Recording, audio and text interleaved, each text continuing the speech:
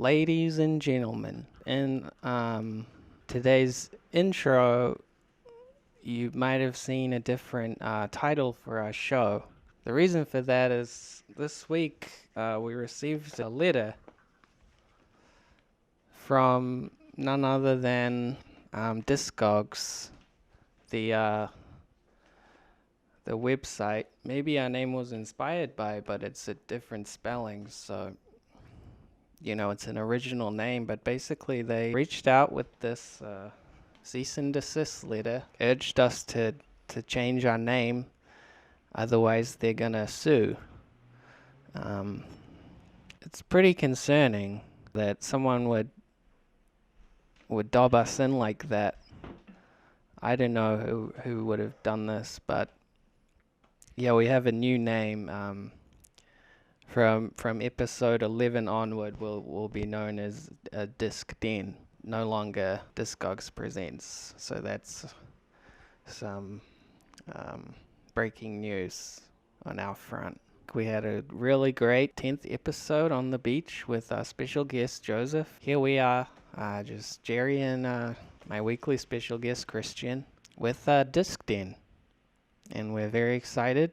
I will be discussing the AMPS. And I'm going to be discussing Joni Mitchell's Mingus. Before we got right into the nitty-gritty, Jerry, Jerry had a bit of a big announcement for you. I've got a big announcement for you, too. It's a time of great change and upheaval, and I'm feeling good. I was initially disturbed by the cease and desist letter, just as Jerry was. But I got to thinking, I expressed some dissatisfaction in the last episode about the way music criticism is being handled on Diskogs Presents, or Disc Den generally. Not a lot of emphasis on thoroughness, more of sort of a cursory, summary, glossing over approach with all the editing that's happening to these episodes. And I was bummed out about it until I had a really exciting new idea. I thought about how I could bring real, in-depth music criticism straight to the people. And I'd like right now to announce a new premium service, Disc Den, straight to your ears via the telephone. A 24/7 call-in, personalized music review service hosted by yours truly. You can call in to talk about any of the albums that we've discussed previously on this show, or if you have a special request for me of an album that you'd like me to review personally, we can do that too. The hotline for this service is 203-219-8557. We have this show, you watch it, you hear what we say about Pacer, you hear what we say about Mingus, you don't feel like you really got the full story, call that number, 203-219-8557, and you and I can have a little personal chat. You can give me your thoughts, we'll have a little bounce back and forth. I think it's going to be really great. I'm really excited about it. Without further ado, Jerry's going to talk to you about the AMPS. The AMPS. Yes, the album is called Pacer, though it doesn't say it on the cover. It is called Pacer.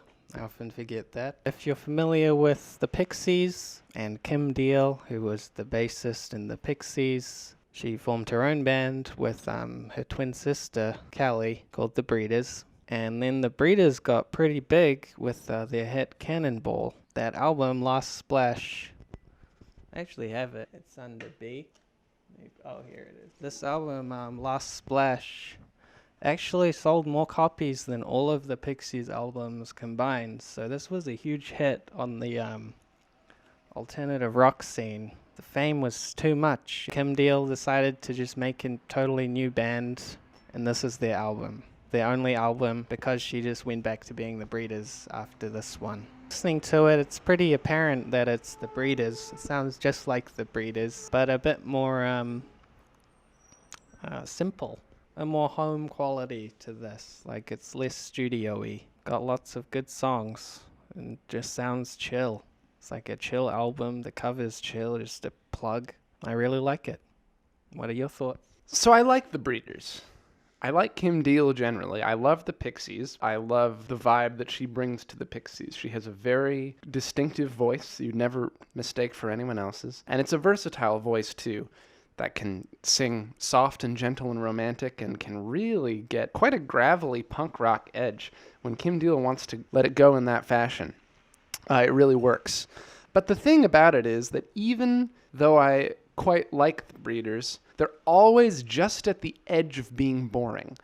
But then they snatch it back into interesting territory with just a little choice or just something is slightly just interesting enough, you know?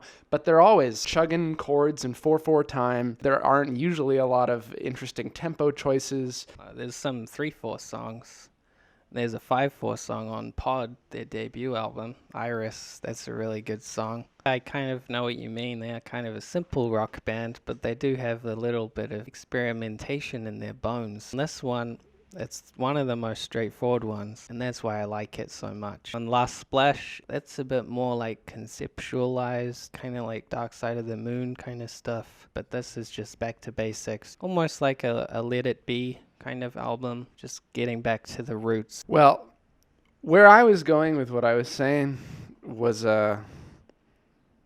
sorry, the Breeders. I like them in spite of the simplicity and because they're always towing the line. This feels like it falls just too hard on the edge of simplicity. It's certainly pleasant. I think I like the second half more. She's a Girl, Empty Glasses, and Dedicated. The beginning is just so moving straight ahead at 55 miles an hour. Thinking about Last Splash, No Aloha is a good example of a song that's just interesting enough. It's got that slide. It feels like it's teasing something out of you gingerly. Then you take a song like Cannonball. I think Cannonball sucks. That's a moving straight ahead at 55 miles an hour song. The AMPS Pacer got a lot more in common with Cannonball than it does with No Aloha. If you were playing it in the background at a party, I would certainly say, hey, nice vibes at this party. But for something that I want to like put on and listen to and concentrate on, probably never. Full On Idol is a great energetic punk song, but it appears again on Untitled TK, which in my opinion is the best Breeders album, so you might as well just listen to it on that album.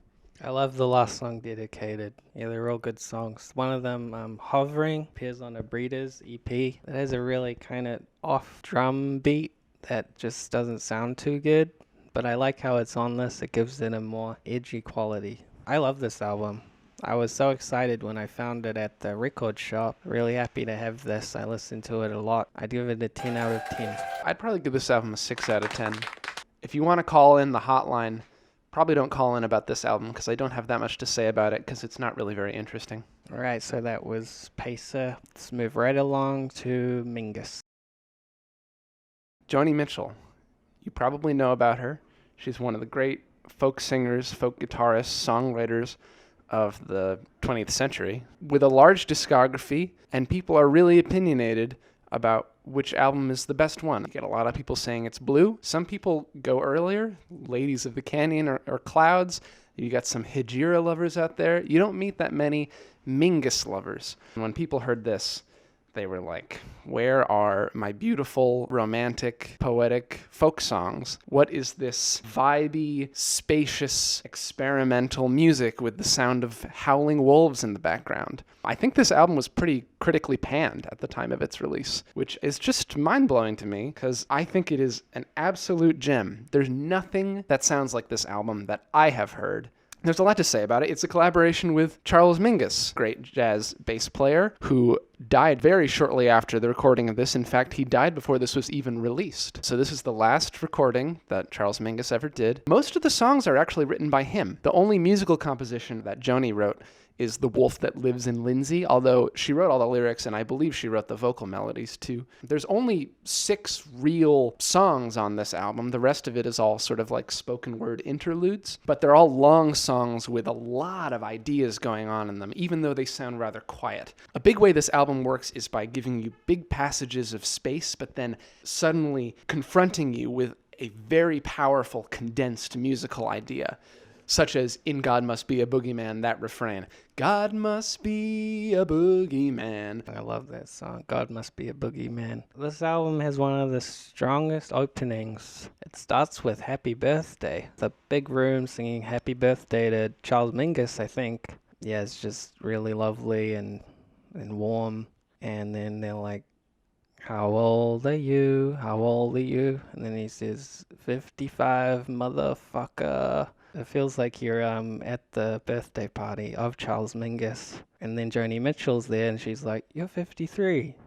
And he's like, no, I'm 54. And they have a little playful argument. It just feels very real.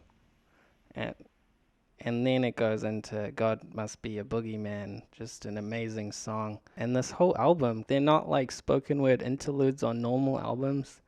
They do just feel like stuff that's been recorded at the parties these two were hosting. They go a long way toward making the album feel unpretentious. Because even though you have all this complicated jazz being played, it makes it feel like they're hanging out and they're friends. I don't know what all those people calling this pretentious were on about. Yeah, that's very true, because the songs are pretty pretentious, but in a very casual way, in a jazzy way. Jazz is a pretentious genre, but it's also one of the most casual genres. I've always been I listen to Blue by Joni Mitchell mostly, but it is really cool to hear her on this, playing totally different music, but it still really works with her voice. I also was listening to Coyote, the first song on Hejira. I think that's the album before this. That's just such a great song too. She's one of the great lyricists of all time. Seeing that coyote in the diner staring a hole in his scrambled eggs. Oh my god. What a line. I love it so much. God Must Be a Boogeyman. Great lyric too. I love that line because it's kind of ambiguous. I mean, you assume that she means he's a boogeyman, like he likes to get down and boogie, but there's another... Well, then maybe you don't assume that. There's the other meaning of like a boogeyman, fearsome hiding creature. And because the song is so sort of slow and mysterious, it really feels like God could be perceived in either way, which of course we don't know what God wants from us. Other great lyrics I love on The Wolf That Lives in Lindsay. Cops don't seem to care. Derelicts or ladies of the night, they're weeds for yanking out of sight. A cab, before it was cool. On the song The Dry Cleaner from Des Moines is a great little short story about encountering this dry cleaner at a casino who just seems to win any bet that he takes. And it talks about going to a booth at the circus. He's winning all these toy stuffed animals, Pooh Bears and lions, pink and blue. Meanwhile, Joni Mitchell is losing every dime that she bets and she's going out of her mind. What a great song, and such an incredible vocal performance. It's so precise. She's hitting all these weird little chromatic notes. It's show-offy for sure, but because it's also telling this complicated story, it's like you don't even have time to marvel at her vocal acrobatics. You're just zooming along. And in contrast to all the other songs, the pacing is tight. The horns are moving along in these quick little riffs. Really lucky, really lucky. I'm so glad that it's on this album because it provides a note that isn't anywhere else. Ah, man. I love that moment in Chair in the Sky, which is a very loose track, seems almost tempo-less. But then when she does, I'll be happily attached to my cold hard cash, and there's like a swing beat during it, it just shows up for like 2 measures and then it disappears again. Incredible, surprising moment. The album's full of them. There's all these textural hits. Strings are getting plucked as hard as you can possibly pluck a string. Joni Mitchell is such a percussive guitar player, and you always like hear her fingers. But on this one especially, she is like punching the guitar, and it's very pleasant to listen to, which often isn't the case with that kind of playing. I'm gonna be listening to this over and over again. I'm gonna give it I also love how it's dedicated to Charles Mingus, and it was kind of his swan song in a way. It's beautiful. It's a 10 out of 10 album. Perfect album. I'm trying to be sparing with my 10s. I'll give it a 9.5 just because it's too short. I want more when I listen to it. Only 6 real songs. Should really be 10s from both of us. 9.5 is pretty close to 10, so just round that up in your mind, if you will, and definitely check out Mingus by Joni Mitchell. It's a landmark album. She is one of the great songwriters of the 20th century. She's still alive, and I hope she releases another jazz album one of these days. I'll give it a 10. Who am I trying to impress? Right, so that's 2 10s. One of the best albums we've ever discussed. If I had a complaint about it, it would be the last track, Goodbye Pork Pie Hat. It's a jazz standard. It's fine, but it doesn't have the sparkling luminosity of the other tracks, that weird sense of invention. I could see it being a good way of just sort of touching back down on the ground softly after for the rest of the album, we've been zooming around in space. So I can understand, but I have to be real with you, and I hate to admit this, I often listen to this album up until Goodbye Pork Pie Hat, and then I turn it off. I like that last song. Probably most listeners will like the soft landing from space. But yeah, thanks for watching Disc Den. Cool to hear about Christian's hotline, the Disc Den hotline. That's 203-219-8557. Give me a ring. Yeah, see you next week for episode 12. We got something special in store for you.